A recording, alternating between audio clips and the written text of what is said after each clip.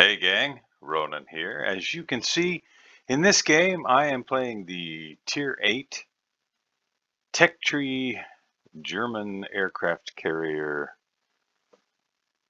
August von Parceval. Now, it's been my experience that Tier 8 CVs are often a bit of a frustrating experience to play. Very often you're playing against Tier 10 ships, and I have to say that against Tier 10 any aircraft, it's very difficult to keep yourself effectively in the game in a Tier 8 CV. You have to be very judicious with your use of aircraft. However, in this game, as you can see here on the screen, I had the opportunity to be top tier, which is a little bit of a different game. Now, what can I tell you about August von Parceval? Well, I'll read here in a moment some information from the wiki about the ship. Just wanted to give you a heads up that what I'm doing here initially is I am just going to spot center, trying to help my team determine where they need to position. Saw the Prussian there, dropping a fighter in order to try and keep that ship spotted as long as possible. Now, I have rocket aircraft here, which are not very effective, generally speaking, against destroyers. They are much more effective against cruisers, well, light cruisers and heavy cruisers, although sometimes you can get overpens, particularly against light cruisers. But you'll see here in a moment that even against an angled Zara, I'm trying to keep the DD spotted there, even against an angled Zara, able to do a little bit more damage. 3 overpens, 3 pens, 4 ricochets. And that's kind of representative of what I think you could expect. Okay, so from the World of Warships wiki, August von Parceval, draft design for a large high-speed aircraft carrier based on the Graf Zeppelin class of carriers, but equipped with a diesel propulsion plant and a different combination of armaments, which I'll go over here in just a bit. Now, this was very early on in my playing of this ship, and in CVs and since the rework in general. I've got torpedo aircraft here, and I wanted to spot north of the Delta Cap for my team. You can see there's the Colorado.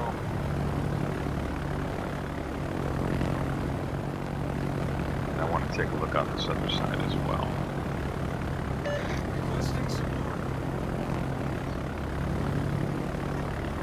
And Brahma. Now, this is really important to know. Islands, when you're in a CV, can really mess up your shots.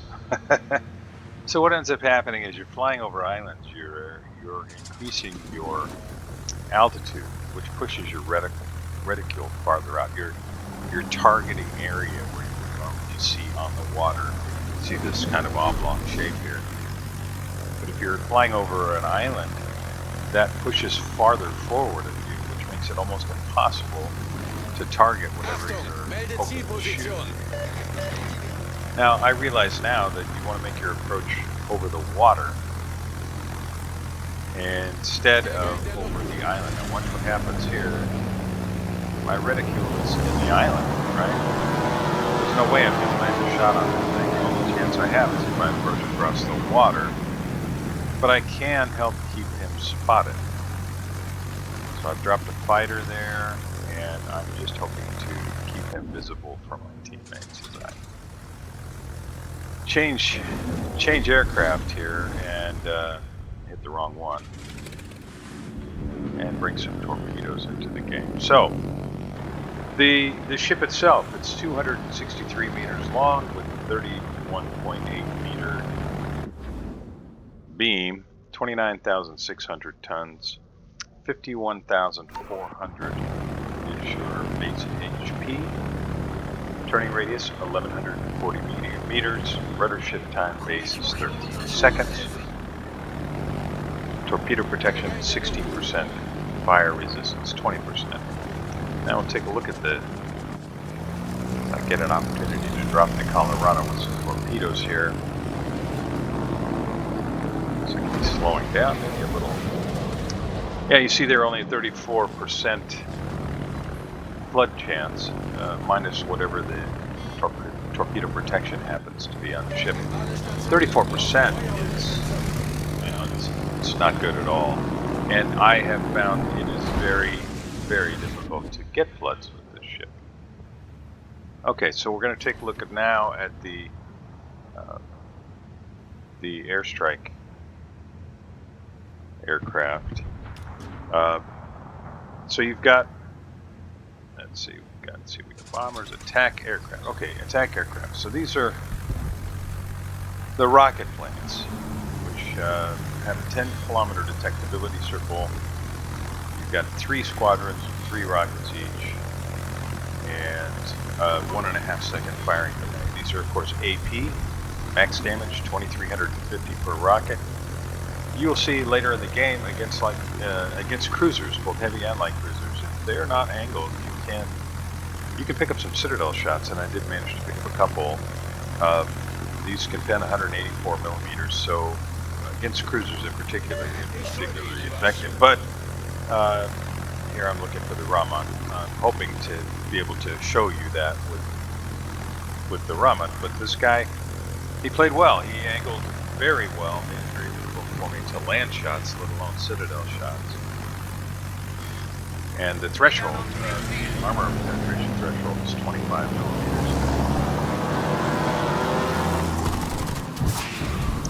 So, I get 1 pen, 5 ricochets. Yeah, that's not good. And you can see he's going to turn into me again here. I was really hoping our Kansas was going to do something here, but it was pretty ineffective throughout most of the game. You can see his shot went way over the mark. Okay, so that's the attack aircraft, the rocket planes. Take a look at the torpedo bombers. The same 10-kilometer detectability range, the same 3x3 formation making the attack. The torpedo speeds 52 knots, not very fast, but they are much slower in the game. They've only got a 2.5-kilometer range. You have to get reasonably close to drop them, and they do a max of 4,067 HP of damage each, with, again, that only 34% flood chance. Now, I wasn't able to stop the Zara from capping here, but my focus now is on making him pay for having the audacity to come in here in a cruiser and cap. And we've got 2 CVs in the game, so I guess it kind of was on me to help keep him spotted, but there really wasn't anyone other than Nagato in a position to shoot him, and Nagato, well, you'll see. Okay, so that's the torpedo bombers. Now let's take a look at the bombers. Making another drop on Zara. Attention, reporting the target position. And I get my first flood after 8 torpedo strikes. He smokes up here. And I'm just going to drop one in the water. Now look at the angle that this thing takes off on. Yeah, not a chance that's going to hit. Okay, so the bombers, which you will see later in the game, they have the same 3x3 formation in the attack. 1 bomb each. Max AP damage of 7,800. Penetration threshold 30 millimeters. And they can be very effective. In fact, a little bit later in the game, they do help out.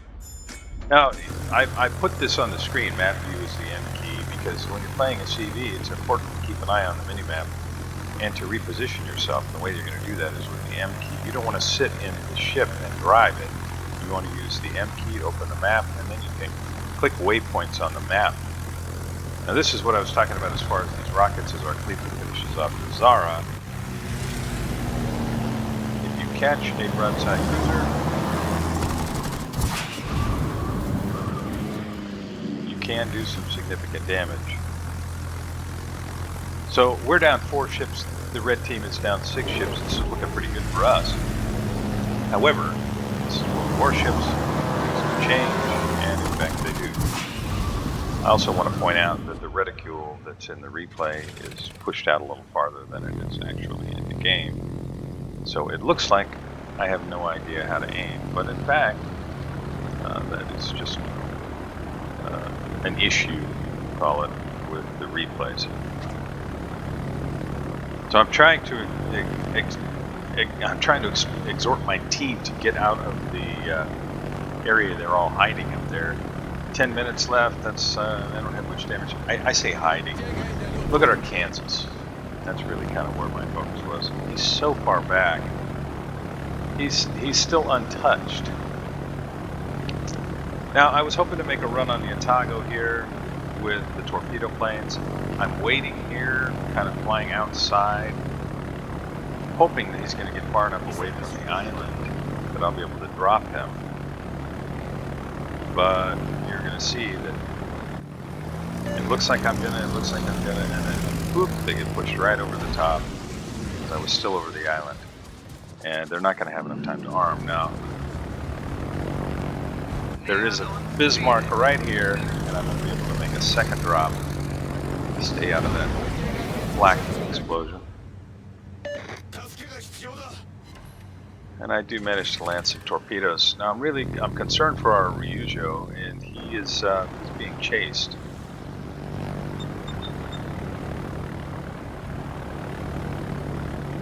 Kansas currently has nothing to shoot at. He's he's way back there. Anyway, I have to try and slow the Otago down. I was really tempted to stay on the Bismarck, but in an effort to try and help my Ryujo, I decided, you know what, I really have to try and stop the Otago, so we're going to put some torpedoes on the Otago, try and avoid the flak. When you're flying aircraft on the CV, that is going to occupy your mind quite a bit. If you run through those flak clouds, as you saw, you take a lot more damage, and I am able to land all three, and I do pick up the second flood on 14 torpedo hits. Now I'm going to try and catch him again, and if I get another flood, well, maybe he floods for a while, but unfortunately, so that's 17 torpedo hits, 2 floods, and pretty terrible, but that is true of the German CV torpedo planes.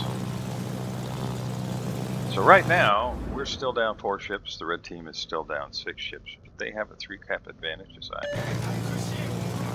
basically turn my ships to the north. I want to try and keep it running east enough to avoid being spotted by a Otago, but I need to start turning back. Now, here we get an example of what the AP bombs can do. The first run here, you can see the Ryujo's trying to use rockets on it. First run here, although I feel like I made a nice approach, just no love. It really just didn't work out. 2 overpens. So, you know, I turn the aircraft around and I make another approach. Of course, I'm taking AA damage throughout. As you can see that these aircraft can be very effective.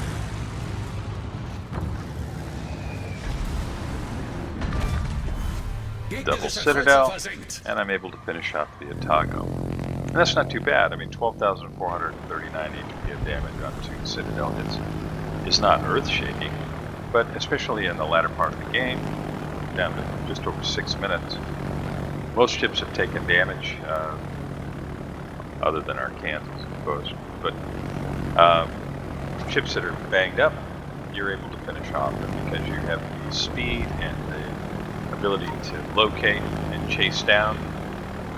You're often in a position to be able to be much more effective in the late game, so it's important to try in the early going, especially if you're playing in a higher tier game, not to throw all your aircraft away in packed groups of red ships. And I am able to finish off the Bismarck. So a very slow start, and certainly not going to be winning any awards or accolades, but 85,000 plus damage now, and finished off 2 ships. So later in the game, you will find if you still have aircraft, you're probably going to be able to do a little bit more, make a little bit more of a difference. In the early going, a lot of it is just help your team, spot for your team, chase the DDs away from the capture.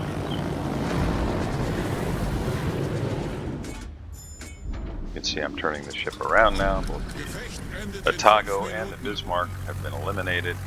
3 more torpedoes into the CV. So that gives me a total of 23 torpedo hits and 2 floods. So I talked about the terrible flood chance, right? It was 34%. Well, when you subtract the torpedo protection, that's what I was commenting on a little bit ago. Very often you have a really low chance for a flood in Germany. CV. 23 torpedo hits and 2 floods. Well, that's less than 10%, right?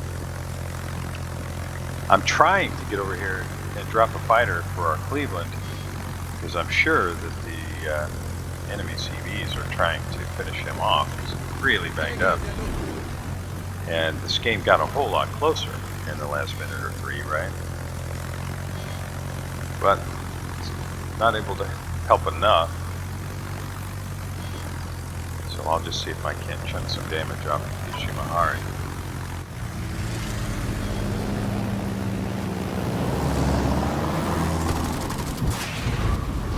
I aimed high, trying to get into the superstructure, get a little bit of damage, not near enough. Our Odin secondary is going to work, and both battleships burning. Again, trying to get into the superstructure. And Odin catches Yamahari with a torpedo. And this game has taken on a little bit different complexion. Odin is now in the Alpha Cap.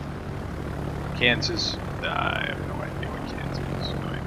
He's moving north right now. Ryujo's turned around. I've turned around. I'm going to push forward. I want to try and keep my AA in the game, and I'm thinking Kansas might need me to spot for him. And with his guns, he should be able to slap some things. That's assuming he can put guns on anything. He still has really not taken any damage. Of course, you can easily point and say, well, you haven't either, Ronan. So, but I'm in a CV. I'm not supposed to take damage. I'm supposed to hide, and I've been doing that. Doesn't look like either of my battleships can get a shot on this Lexi, so I'm going to go ahead and make a drop here with the full knowledge that there's very little chance I'm going to really do much.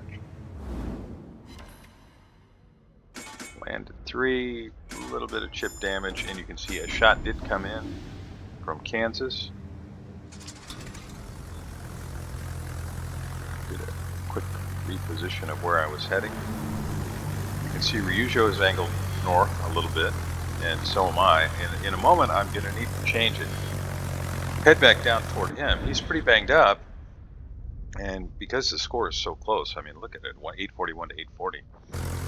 I want to try and get down close enough where my AA might be able to help him, because he is the logical choice for both of these red CVs to target. If they're able to finish him off, well, I can change the game again.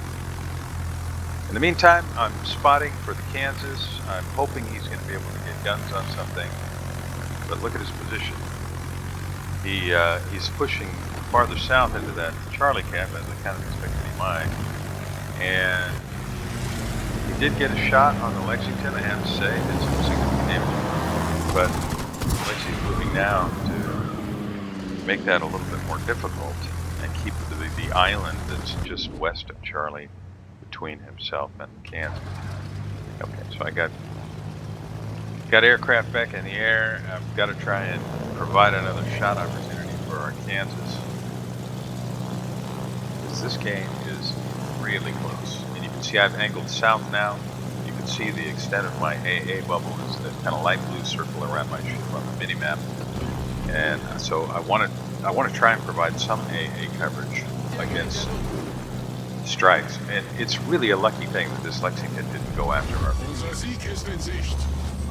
So I'm just providing sight. If I can make a drop, great. I have to run right through this AA, brutal, and these these bombers, it's just kind of a straight down reticule Unser as Sieg ist in Kansas Sicht. does finally redeem himself and pick off the Lexington.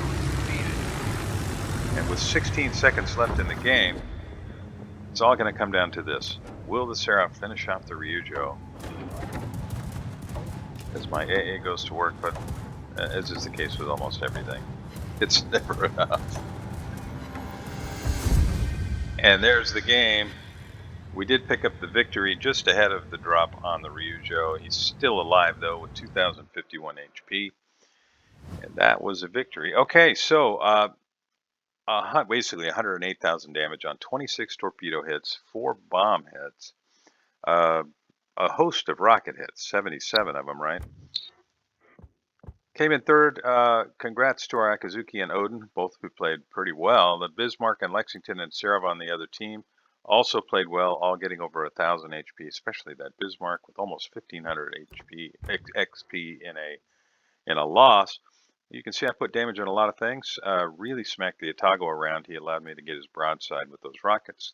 The Bismarck, the Lexington, Zara that I chased out of the cap, Colorado in the early going, Ramat in the early going. And a little bit of damage on Yumahari, Fushin, and then shot, of course, some aircraft down by the Seraph. So 77 rocket hits, 22,000 HP, 26 torpedoes, 71,000 HP, 4 bombs for basically 14,000, and a couple of floods that didn't really last at all. You can't get floods consistently enough to do a lot of damage over time that way, and you don't have HE bombs or HE rockets, so it's difficult to do that kind of damage over time. All right.